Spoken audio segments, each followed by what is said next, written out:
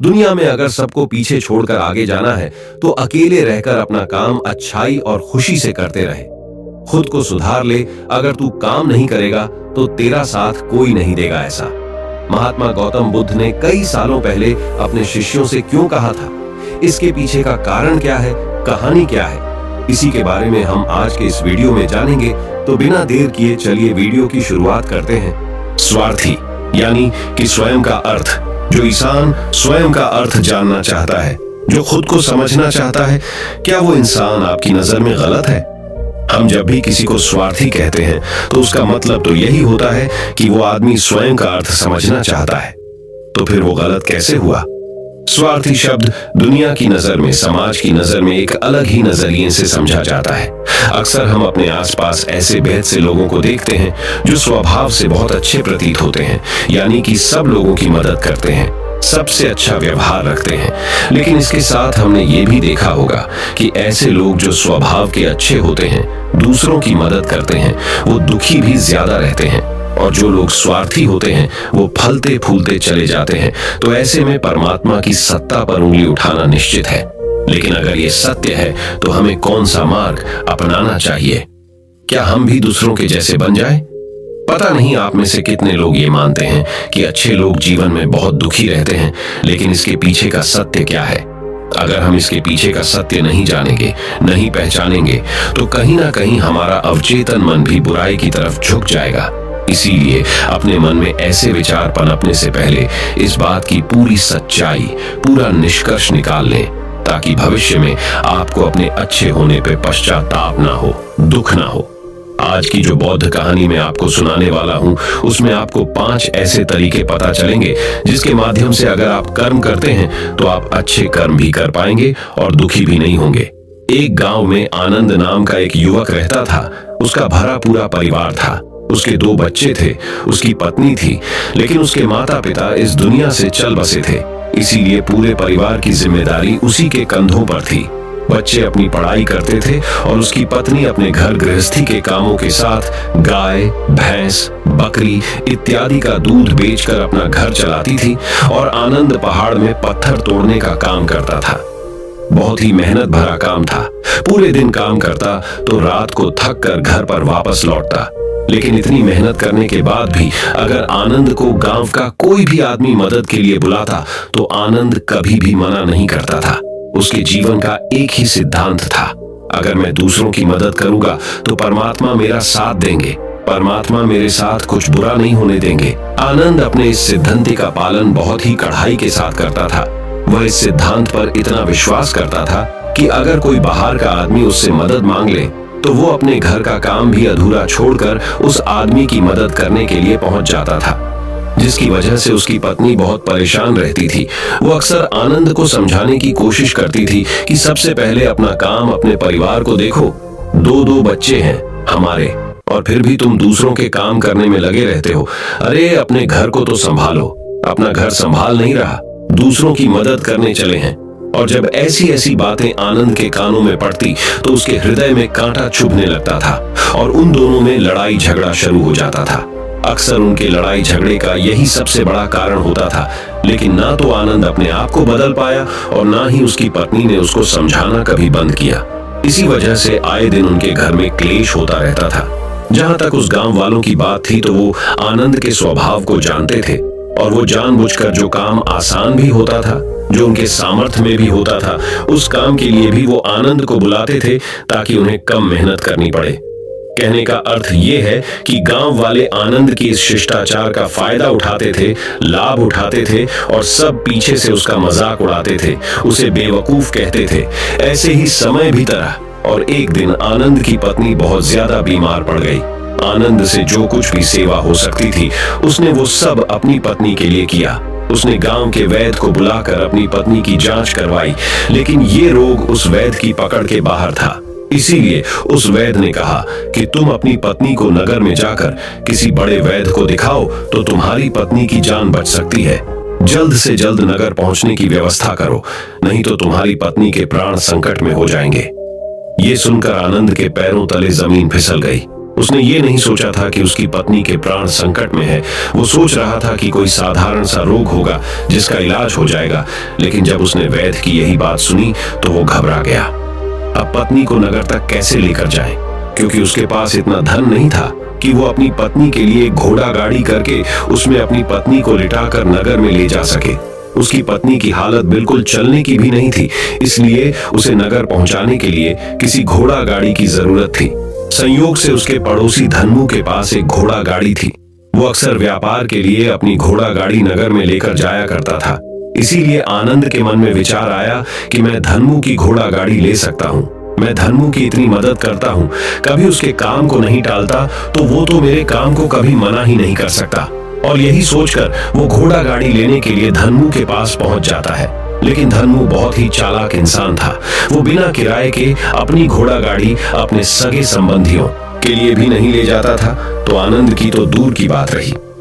जब आनंद ने उससे घोड़ा गाड़ी के बारे में पूछा तो उसने ये कहकर उसका ये काम टाल दिया कि मेरे घोड़े बहुत ज्यादा बीमार हैं, वो शायद बच भी मुश्किल से पाएंगे।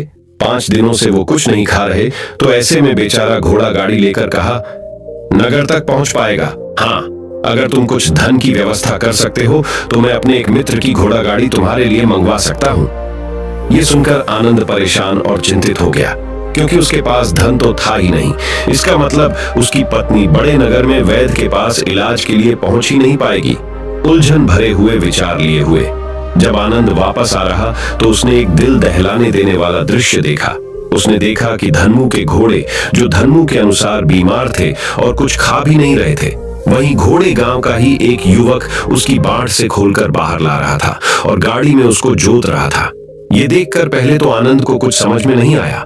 उसके बाद जब आनंद ने उस युवक से पूछा तो उसने बताया कि धन्मू ने ये घोड़ा गाड़ी उसे किराए पर दी है। ये सुनकर आनंद का दिल टूट गया। उसने कभी सपने में भी नहीं सोचा था कि उसका सबसे अच्छा मित्र धन्मू उसके साथ ऐसा कर सकता है। हालांकि ये इस बात पर दुखी होने का वक्त नहीं था, इसीलिए आनंद वहां से जल्दी से लौट जाता है और गांव के ही एक सेठ के पास जाकर कुछ धन उधार लेकर धन्मू को दे देता है। धनु अपने मित्र की घोड़ा गाड़ी मंगवा देता है, जिसके बाद वो अपनी पत्नी को वैद्य के पास नगर में ले जाता है।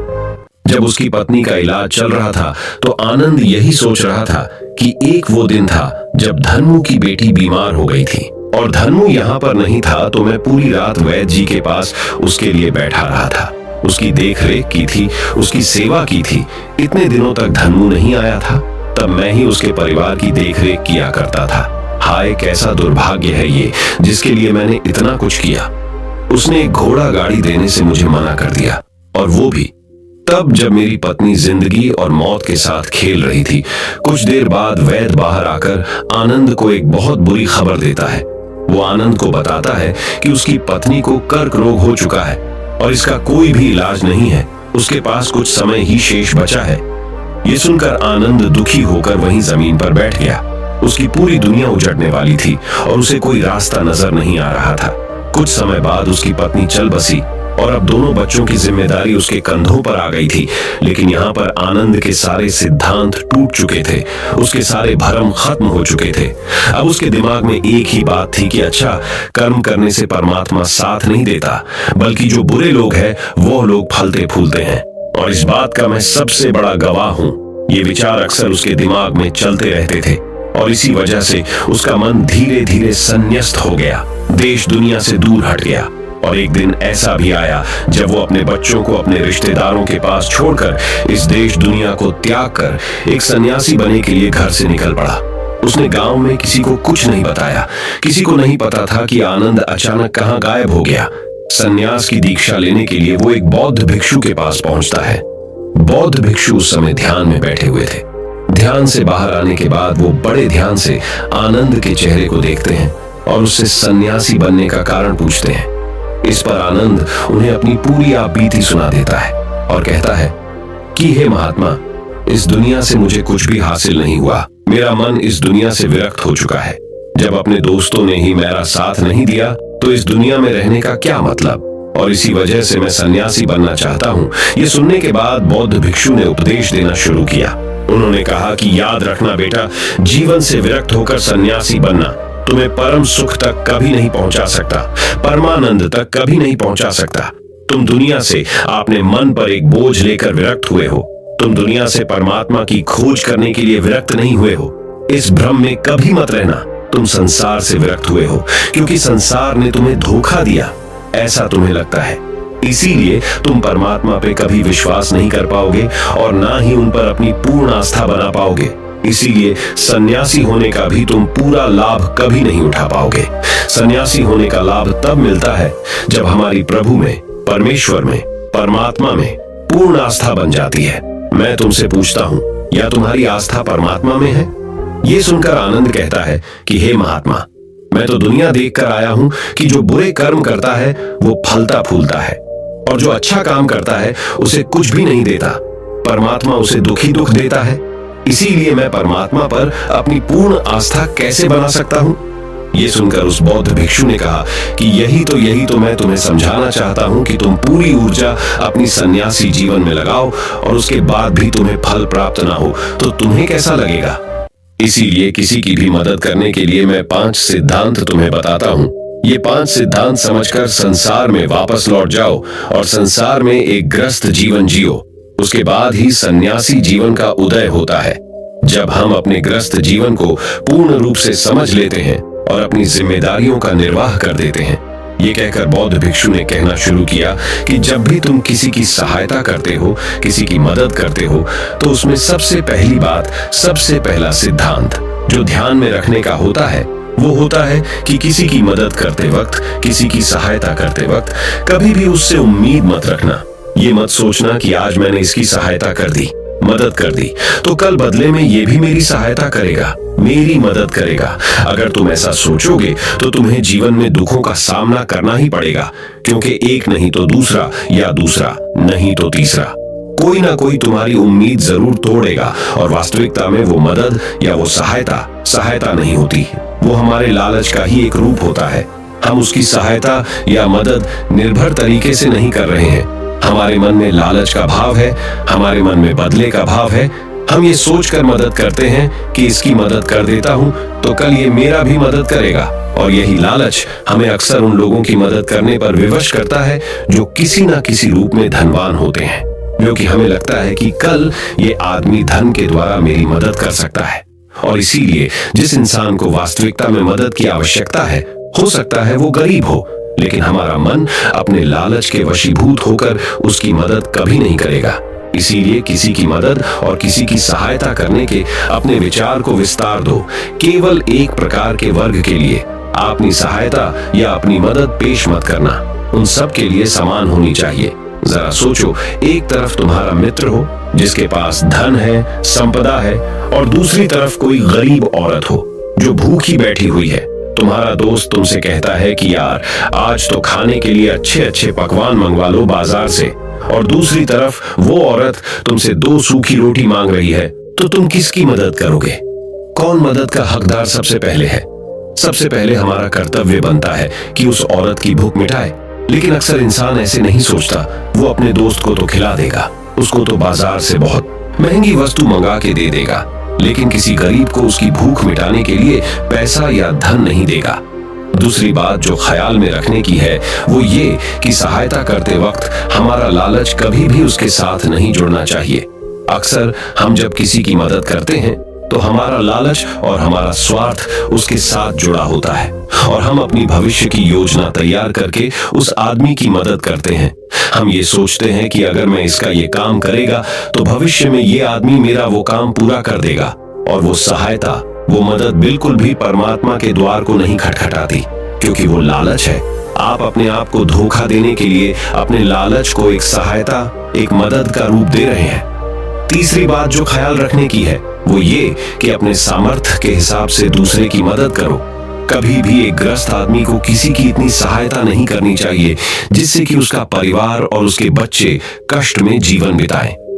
सबसे पहला फर्ज हमारा होता है अपने परिवार को सुखी रखना, उनकी जरूरतें पूरी करना, और उसके बाद दूसरों की मदद करना आता है। लेकिन कुछ लोग दूसरों की मदद पहले करते हैं और अपने परिवार को मदद कम देते हैं, जिससे कि परिवार में लड़ाई झगड़े आए दिन पनपते रहते हैं, और ये सब हम समाज में देखते रहते हैं। अपने आसपास। अगली बात जो ख्याल में रखने की होती है वो ये कि अपना कर्म, अपनी जिम्मेदारियां पहले निभानी होती है। हम अपना कर्म, अपना काम छोड़कर पहले दूसरों की मदद करने के लिए चले जाते हैं, और जब दूसरा बदले में हमारी मदद नहीं करता तो हमारा दिल दुखी हो जाता है। हम सोचते हैं कि मैंने तो अपना काम छोड़कर उस आदमी की मदद की थी और वो आदमी मेरी मदद ही नहीं कर रहा है। इसीलिए अपना कर्म सर्वोपरि, अपना कर्म सबसे ऊपर, क्योंकि वही काम करने के लिए इस दुनिया में हमारा जन्म हुआ है। और सबसे आखिर में जो बात समझने की है वो ये कि परमात्मा की मर्जी से ही सब कुछ होता है। हमारा कर्तव्य है अपने कर्म को करते जाना। करनी धरनी तो ऊपर वाले के हाथ में है, इसीलिए जो कुछ भी होता है सब ऊपर वाले पे छोड़ दो। अगर तुम्हें कोई धोखा भी देता है तो ये समझ के चलो कि वो सब ऊपर वाले की करनी होती है। आप ये मान के चलो कि मैं करता नहीं हूँ, मैं तो एक माध्यम हूँ, करवाने वाला तो वो है, उसके सामने किसकी मर्जी चली। जब ये आस्था, ये विश्वास हमारे मन में पनपने लगता है तो हमारी सारी शिकायतें दूर हो जाती हैं, क्योंकि इस दुनिया में जो भी होता है अच्छे के लिए होता है, जो भी हो रहा है अच्छे के लिए हो रहा है, और जो भी होगा अच्छा ही होगा। चाहे हमारी बुद्धि आज वर्तमान में इस सिद्धांत को ना समझ पाए, लेकिन जीवन में कभी ना कभी किसी ना किसी मोड़ पर आपको जरूर ये एहसास होगा कि जो हुआ था वो अच्छे के लिए ही हुआ था। इसीलिए सारी शिकायतें दूर कर दो और बस अपना कर्म करते जाओ। अपने ग्रस्त जीवन को पूर्ण रूप से जिलो, और उसके बाद ही सन्यासी जीवन की नींव होती है। इसके बाद बौद्ध भिक्षु ने आनंद को कहा कि वापस अपने गांव लौट जाओ, अपनी बेटियों को वापस लेकर आओ, उन्हें पालो पोसो, अपने बच्चों को वापस लेकर आओ, दूसरी शादी कर लो, लेकिन बच्चों का पालन पोषण अच्छे तरीके से करो। ये सुनकर आनंद अपने बच्चों के साथ अपने गांव में वापस लौट आता है। गांव में किसी को खबर नहीं थी कि आनंद कहां पर गया हुआ था और वो क्या ज्ञान लेकर वापस लौटा है। लेकिन अगले दिन सुबह सुबह गांव वालों ने आनंद के चेहरे पर एक अलग ही चमक, एक अलग ही आभा पाई। तो इस कहानी से हमें यह सीख मिलती है कि दूसरों के पीछे भागने से अच्छा है अकेले रहकर अपने आप को सुधारो और अपनों का काम बड़े ही खुशी से करो, और शांत रहकर अपने आप की दिमाग की मन स्थिति को सुधारो। तो अब हम आपको बताएंगे कि शांत रहने के क्या क्या फायदे हैं। तो चलिए शुरुआत करते हैं। हर तरफ शोर शराबे और भाग दौड़ के बीच खामोशी की अपनी अलग ही खासियत है। आपने कई कविताओं में भी पढ़ा होगा कि मौन रहकर एक दूसरे की बात को समझना सबसे सुंदर संवाद है। लेकिन क्या आप ये जानते हैं कि चुप रहने के अपने शारीरिक और मानसिक फायदे भी हैं? विशेषज्ञ मानते हैं कि मौन यानी शांत रहने से व्यक्ति अधिक दिमागदार और उत्पादक बनने की ओर अग्रसर होता है। इससे उसके मानसिक और शारीरिक स्वास्थ्य दोनों में सुधार हो सकता है। मौन धारण करने का महत्व आज हम जिस युग में जी रहे हैं उसमें टेक्नोलॉजी एक महत्वपूर्ण भूमिका निभाती है। जहां लोग एकांत की खोज में लगे रहते, वो खुद को इन्हीं टेक्नोलॉजी को कहीं गुम कर देते हैं। लेकिन मौन को मन में बैठाने की दिशा में पहला कदम यह है कि आप अपने मानसिक स्वास्थ्य को अन्य सभी पहलुओं से बढ़कर समझें और फिर उन तकनीकों को शामिल करने का सचेत प्रयास करें जो आपको मौन रहने की आत्मीय उदारता और शक्ति का अनुभव करने की अनुमति दे। गाड़ियों के बेतहाशा हॉर्न से लेकर आसपास बजने वाले म्यूजिक, ऑन डिमांड शो और लोगों की छटर-पटर से लेकर आपकी बिल्डिंग के ऊपर से उड़ते हुए हवाई जहाज की आवाज तक, हर तरफ एक घना शोर है जिसमें दूसरों की तो क्या, कभी कभी खुद की भी आवाज नहीं सुन पाते। आपके अंतर्मन की आवाज, जिसे सुनने से आपके जीवन की आधी परेशानी का समाधान मिल सकता है।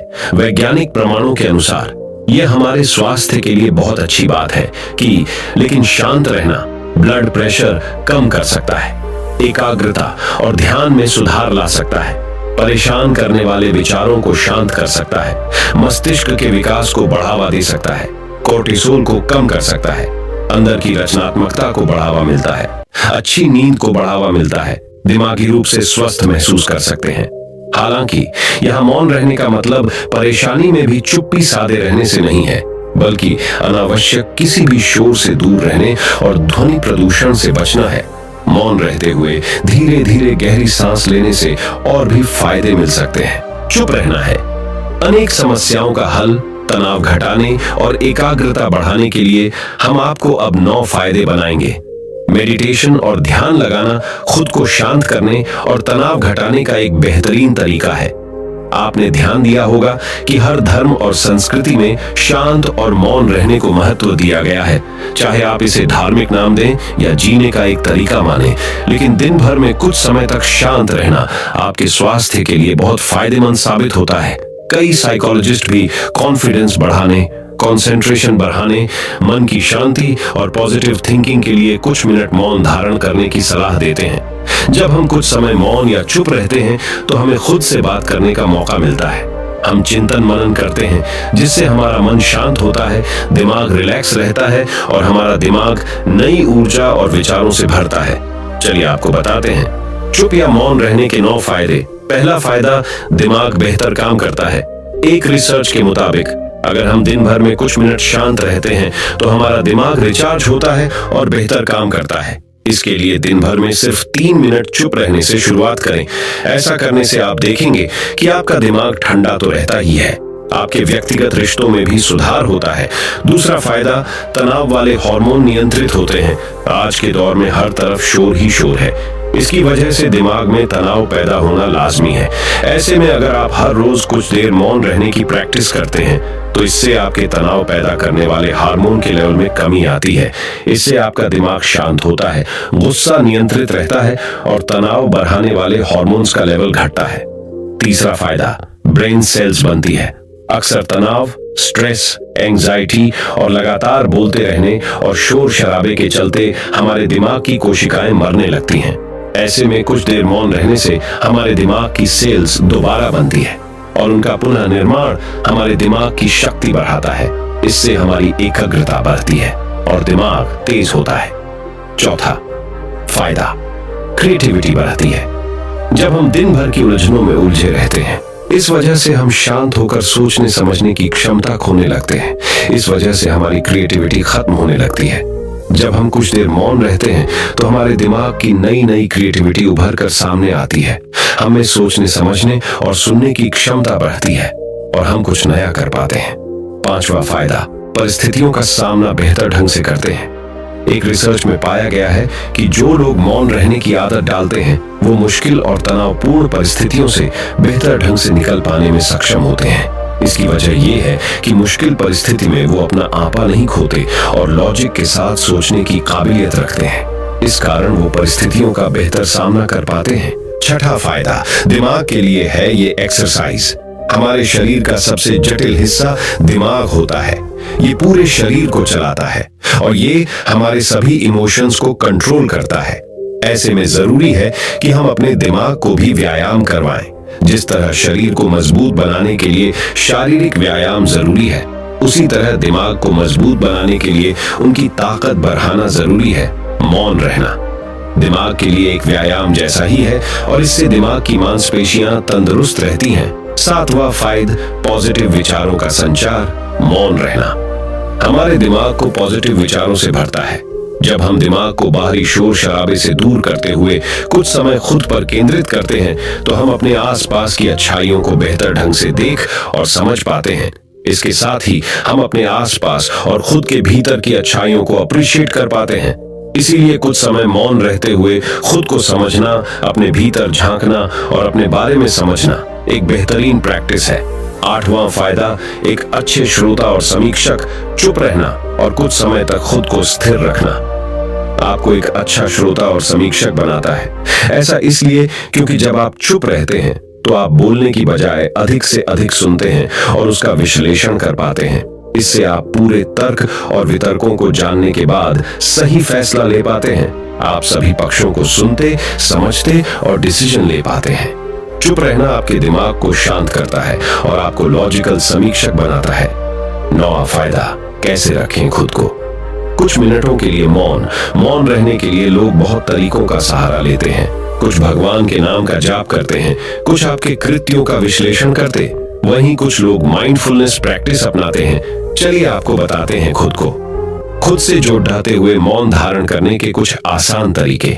माइंडफुलनेस एक बेहतरीन मेडिटेशन प्रैक्टिस है जो आपको शांत रखने के साथ ही एंजाइटी और दिमाग को कंट्रोल करने का काम करती है। इसके लिए आप ये स्टेप्स अपना सकते हैं। पहला स्टेप, सबसे पहले आराम की अवस्था में बैठ जाएं और अपनी आंखों को रिलैक्स करते हुए मूंद लें। दूसरा स्टेप, अब अपनी सांसों पर पूरा ध्यान केंद्रित करें। अपनी सांस के उठने और गिरने की गति पर ध्यान दें और अपना दिमाग बाहरी शोर से दूर सिर्फ और सिर्फ अपनी सांसों पर केंद्रित करें। तीसरा स्टेप, अपनी सांसों पर ध्यान देना आपके पूरे शरीर को शांत करता है, दिमाग में रक्त संचार बढ़ाता है और तनाव दूर करने में मददगार होता है। चौथा स्टेप, खुद को शांत करते हुए अपने पूरे शरीर को अंदर ही अंदर स्कैन करना भी फायदेमंद साबित होता है। इससे आपको अपने शरीर के बारे में बेहतर समझ में आता है।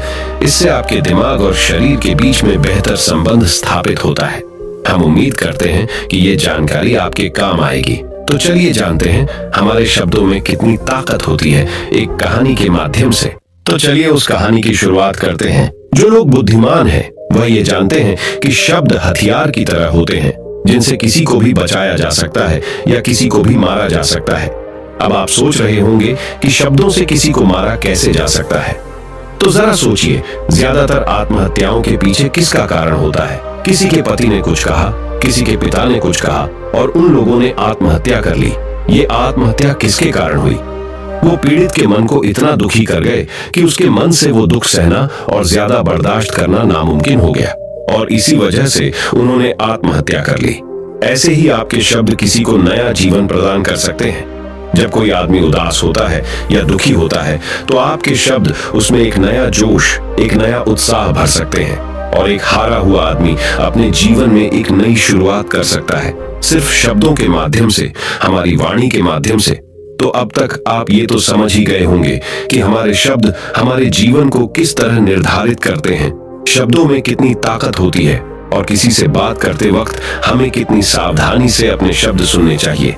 आज की जो बौद्ध कहानी मैं आपको सुनाने वाला हूँ, उसमें आपको सीधे सीधे तौर पर कुछ ऐसे तरीके पता चलेंगे, कुछ ऐसी परिस्थितियां पता चलेंगी जहाँ पे आपको हमेशा चुप रहना चाहिए।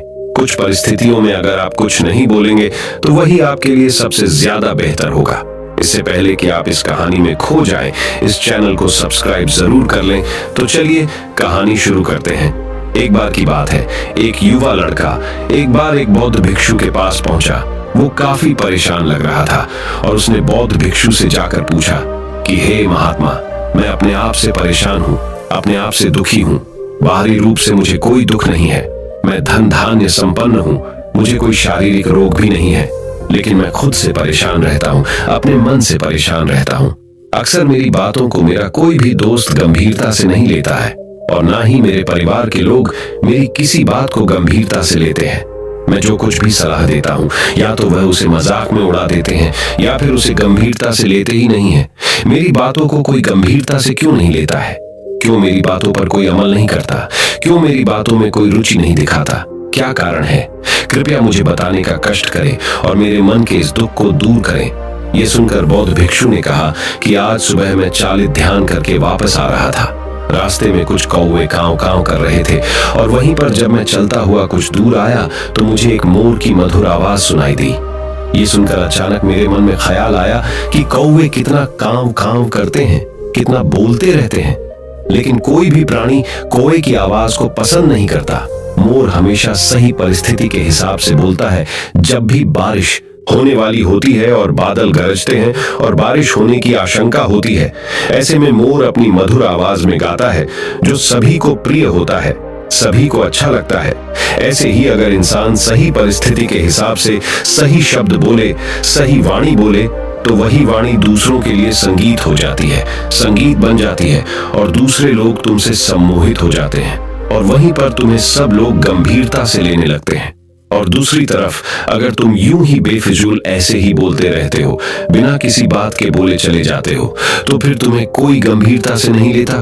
तुम उस कौवे की भांति हो जाते हो जिसकी वाणी कोई पसंद नहीं करता और बाद में तुम्हें दुख होता है कि तुम्हें कोई गंभीरता से क्यों नहीं लेता।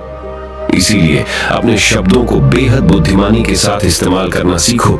अगर तुम नहीं सीखोगे तो समाज में तुम्हें कोई सम्मान या कोई गंभीरता से नहीं लेगा। ये सुनकर वो युवा लड़का बोला कि हे महात्मा, मैं जानता हूँ कि मैं ज्यादा बोलने की बीमारी से ग्रस्त हूँ, मुझे इतना नहीं बोलना चाहिए, लेकिन मैं अपने आप पे काबू नहीं रख पाता और ना ही मैं इतना बुद्धिमान हूँ कि मैं अपने शब्दों को नाप तोल कर बोल सकूं।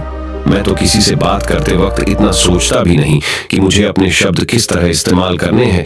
कृपया करके कुछ ऐसी परिस्थितियां बता दीजिए जहां पर मुझे कम बोलना है या फिर बोलना ही नहीं है, हमेशा चुप रहना है। अगर आप मेरा ऐसे मार्गदर्शन कर सकते हैं तो मेरा जीवन आसान हो जाएगा और मुझे ज्यादा दिमाग या अपनी बुद्धि लगाने की भी जरूरत नहीं पड़ेगी। ये सुनकर बौद्ध भिक्षु ने मुस्कुराते हुए कहा कि बेटा, वैसे तो इंसान को हर परिस्थिति में सोच समझकर ही बोलना चाहिए, लेकिन अगर वो हमेशा होश में नहीं रह पाता है, ध्यान में नहीं रह पाता है, तो मैं तुम्हारे दैनिक जीवन की कुछ ऐसी परिस्थितियां बता रहा हूं जहां पर तुम्हें हमेशा चुप रहना है। अगर तुम ऐसी जगहों पर कुछ बोलोगे तो जहां तुम्हारा अपमान ही होगा या फिर तुम्हें कोई गंभीरता से नहीं लेगा। सबसे पहली जगह है, या यूं कहे ऐसी परिस्थिति जहां पर इंसान को हमेशा चुप रहना चाहिए, वो है जब किसी ऐसे विषय के बारे में बातचीत हो रही हो जिसके बारे में आपको कोई जानकारी ही नहीं है। तो ऐसी परिस्थिति में व्यर्थ में बीच में टांग अड़ाना, अपना ज्ञान देना, व्यर्थ का ज्ञान, आपको कुछ पता नहीं है लेकिन फिर भी आप अपना ज्ञान देने के लिए उत्सुक हैं, तो ऐसी जगह पर आपका अपमान ही होगा। जरा तुम खुद सोचो, जब कोई बीमार आदमी अपनी बीमारी के बारे में चर्चा कर रहा हो और आपको उस बीमारी के बारे में कोई भी ज्ञान नहीं है, लेकिन फिर भी आप व्यर्थ में, बेकार में उसे ऐसी ऐसी औषधियों बता रहे हैं जिनका उसकी बीमारी से कोई तालमेल ही नहीं है, तो ऐसे में आप अपनी प्रतिष्ठा अपने हाथों से खो रहे होते हैं और आपको पता ही नहीं होता। ऐसी परिस्थिति में आदमी को हमेशा सुनना चाहिए। ध्यान से सुनना भी एक कला होती है।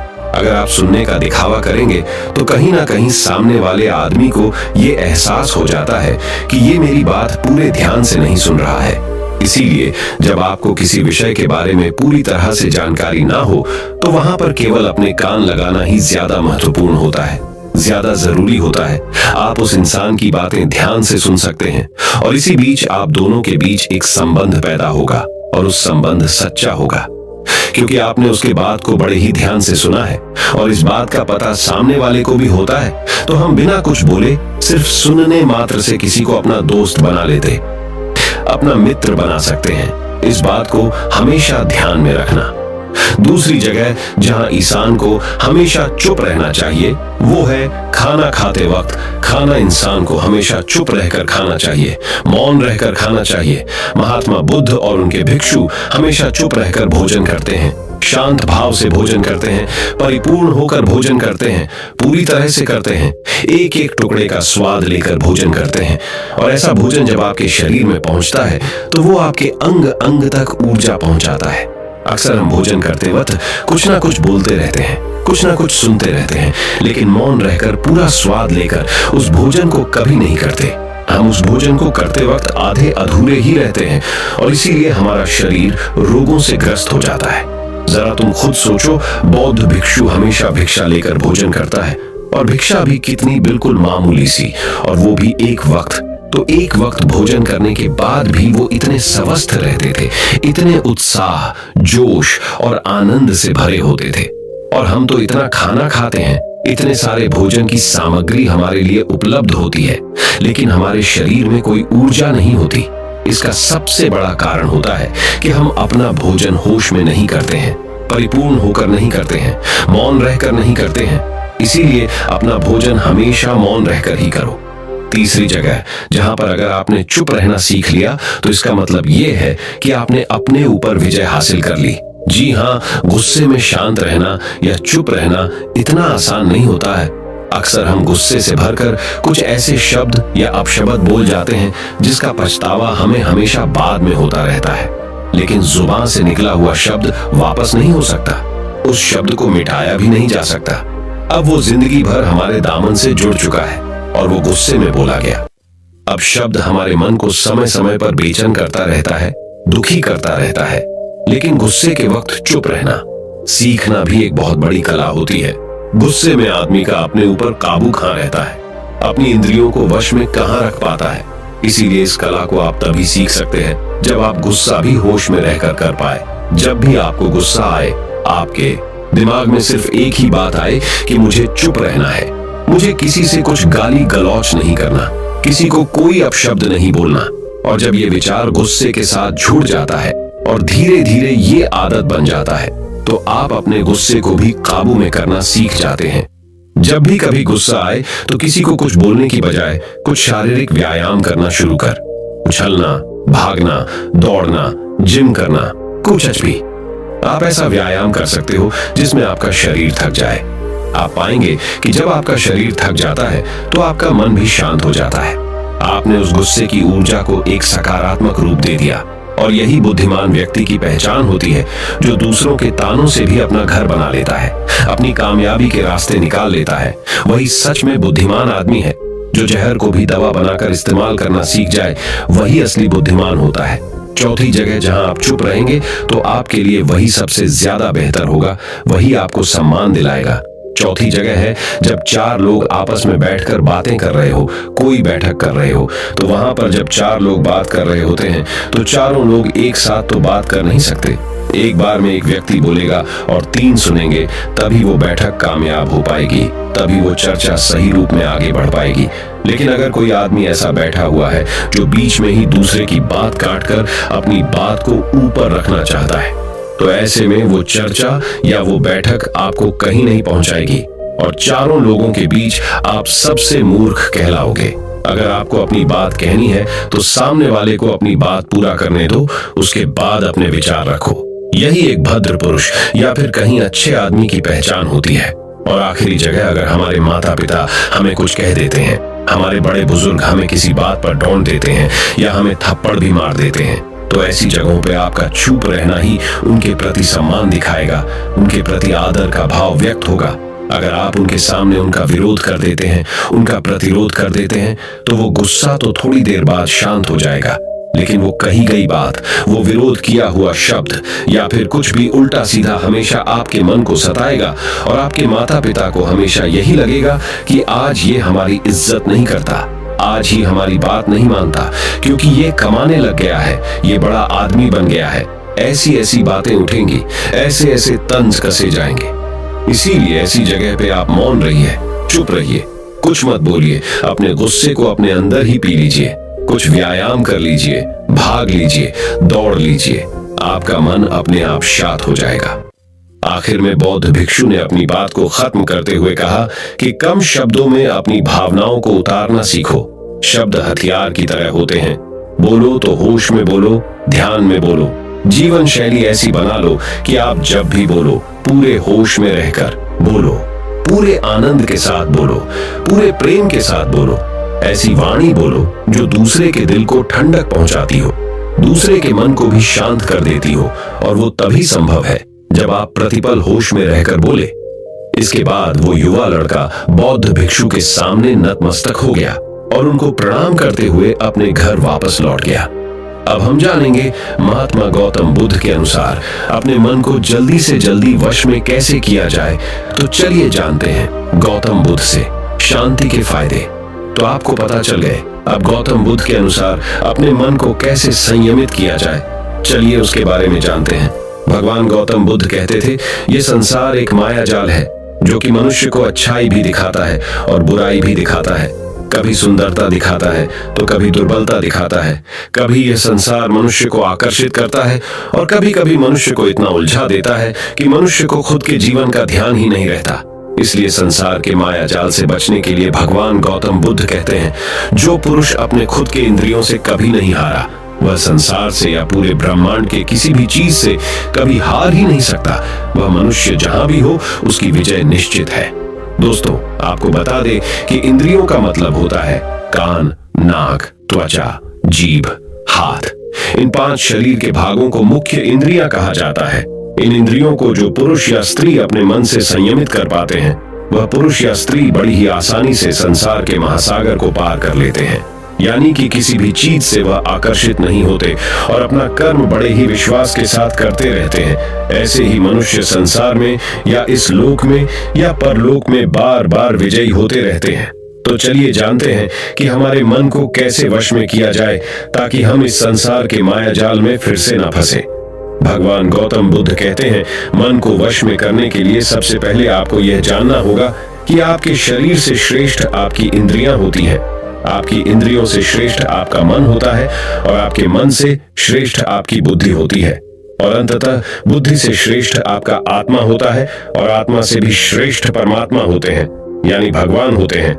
तो अगर आपके मन को वश में करना है तो सबसे पहले आपकी बुद्धि में ये विचार करें कि मैं आज से बुरे कामों के बारे में सोचूंगा भी नहीं और मेरे अच्छे काम विश्वास से करता रहूंगा। दोस्तों, अगर आप बुरी आदतों के बारे में सोचोगे ही नहीं तो वह आदतें आपकी बुद्धि पर हावी नहीं होगी और आप कभी गलत काम नहीं करोगे। तो सबसे पहली बात तो ये है कि अपने बुद्धि में से बुरी आदतों को निकाल दो और अपनी बुद्धि में जो भी आपका काम है उस काम के बारे में विचार डालना शुरू कर दो। फिर आपकी बुद्धि आपके मन को आपके काम के बारे में संदेश देगी और मन सभी इंद्रियों को वश में करके आपके काम के ऊपर लगा देगा। तो इसी तरह से करते करते आपका मन एक दिन अवश्य ही वश में हो जाएगा और जिस व्यक्ति का मन वश में हो जाता है उस व्यक्ति के मन में हमेशा ही भगवान वास करते हैं।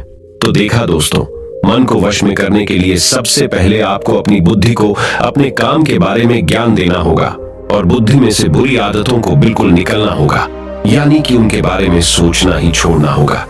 तब जाकर आप अपने मन को वश में अवश्य ही कर पाओगे और जब आप पूर्णतः आप अपने मन को वश में कर लोगे तब आपके लिए सुख दुख सर्दी गर्मी और मान अपमान सब एक जैसा होगा और आप इस दुनिया के माया से परे हो जाओगे। आपको कोई भी चीज आकर्षित नहीं कर पाएगी, उल्टा आपसे ही लोग आकर्षित होंगे और आप जैसा भी काम करते हैं लोग भी आपको देखकर वैसा ही काम करेंगे और लोगों को आप एक आकर्षित और बुद्धिमान मनुष्य लगोगे।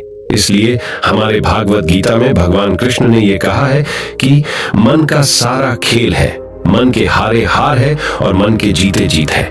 ऐसा ही हमारे भगवान बुद्ध ने और न जाने कितने सफल लोगों ने कहा है। भगवान बुद्ध ने कहा है कि जिसने अपने मन को वश में कर लिया है उसकी जीत को देवता भी हार में नहीं बदल सकते हैं। अर्थात मन को वश में करने का नाम ही आत्म संयम है, जिसका अर्थ है अपने आप को वश में करना, अर्थात मन वचन और कर्म पर अधिकार प्राप्त करना, ताकि शरीर से कोई अशुभ कार्य न होने पाए, जिससे कोई अपशब्द न निकले और मन में कभी अशुभ विचार न उठने पाए। यदि मनुष्य अपनी इंद्रियों का प्रयोग उचित ढंग से करता है तो ही उस मनुष्य को दूसरों को ज्ञान देने का अधिकार है। यदि उसका अपने मन पर अधिकार नहीं है, उचित और अनुचित का ज्ञान नहीं है, तो वह मनुष्य के पद से गिरकर अन्य योनियों में गिने जाने योग्य हो सकता है। एक कथन है कि हम जैसा सोचते हैं वैसा ही बन जाते हैं। वास्तव में यह विचार नहीं अपितु विचारों का संसार है। हमारी सोच और विचारों का प्रभाव हमारे मन पर गहरा असर छोड़ देता है। मनुष्य के मन में विचार ही बार बार उभर कर आते हैं जो मनुष्य को दिशा देने का काम करते हैं। विचार ही मस्तिष्क को गति प्रदान करते हैं और गलत विचार क्रोध की ओर जाने को विवश करते हैं। यह हमारी भूल है कि हम सोचते हैं कि वचनों की कोई शक्ति नहीं है। संसार में जो भी हुआ, जो भी हो रहा है और जो भी होगा सब हमारे कर्म के प्रभाव से हुआ है और जो हो सकता है और आगे जो होगा वह कर्म की शक्ति से होता है, वह विचारों की शक्ति होती है। यदि हमारे अंदर आत्म संयम नहीं है तो आत्मिकता का धन हमारे हाथ नहीं आ सकता है। हम इंद्रियों के जाल में फंसकर पहले तो निर्मल होंगे, फिर अपमानित होते हुए पहले अपना अनिष्ट करेंगे और फिर किसी और का करेंगे। ये सच है कि जो लोग दूसरों के लिए सोचते हैं उनका मन विश्वासपूर्ण विचारों का स्रोत है। इसलिए यदि बुराई से बचना हो तो अपनी दिशा को भलाई की और मोड़ देना चाहिए। वास्तव में यदि आप जीतना ही चाहते हैं तो सबसे पहले आत्म संयम की आदत डाल लें, क्योंकि संयम का अर्थ ही है अपनी बिखरी हुई शक्तियों को निश्चित दिशा देना। मान लीजिए जिस कार्य को नहीं करना है और जब उसे ही करने के लिए मन आकर्षित करता है तो आप उसे प्रयास पूर्वक रोकने के लिए मन बना लें। उसे ही आत्म संयम कहते हैं। संयम का अर्थ है जब हम आकर्षणों की ओर जाने के लिए हमारा मन सहज रूप से रुक जाए। गांधी जी ने कहा था कि अनुशासन और बलिदान के बिना मुक्ति की आशा नहीं की जा सकती है। लेकिन यह बात भी सच है कि लोग अक्सर गुस्से में विवेक शून्य होकर तुरंत अपने आत्म संयम को गुस्से में खो देते हैं। ये सच है कि समय बीतने के साथ लोगों के आत्म संयम में भारी कमी आई है। इसके गंभीर परिणाम सामने भी आए हैं। इसलिए आत्म संयम की उपयोगिता को किसी भी हाल में कम नहीं आंका जा सकता है। लेकिन यह भी सच है कि शुरुआत में आत्म संयम का मार्ग थोड़ा कठिन लगता है। अर्थात मन को वश में करने का नाम ही आत्म संयम है। मनुष्य को मिली हुई शक्तियों को निश्चित दिशा देना संयम कहलाता है। तो दर्शकों, उम्मीद है कि आपको मन को वश में करने का उपाय और शांति के फायदे और कहां-कहां आपको शांत रहना है इसके बारे में इस वीडियो के माध्यम से पता चला होगा। और मुझे यह आशा है कि आप अवश्य ही अपने मन को वश में करोगे और जिंदगी के सभी क्षेत्रों में अवश्य ही सफल होकर अपने परिवार का नाम रोशन करोगे। ऐसी ही और गौतम बुद्ध की प्रेरणादायक सीख लेने के लिए हमारे चैनल को फॉलो करें और ये वीडियो आपको पसंद आया हो तो हमारे चैनल को सब्सक्राइब कीजिए और इस वीडियो को एक लाइक कीजिए और इस वीडियो को जितना हो सके उतना अपने दोस्तों के साथ शेयर करें। मिलते हैं हमारे अगले वीडियो में। नमो बुद्धाय। दोस्तों, अगर ये वीडियो आपको अच्छा लगा होगा थोड़ा सा भी और ज्ञानवर्धक होगा तो प्लीज़ इस चैनल को लाइक और सब्सक्राइब ज़रूर कीजिएगा। धन्यवाद। Thanks for watching. ऐसे वीडियो देखने के लिए आपको हमेशा प्रोत्साहित करते रहूँगा। धन्यवाद।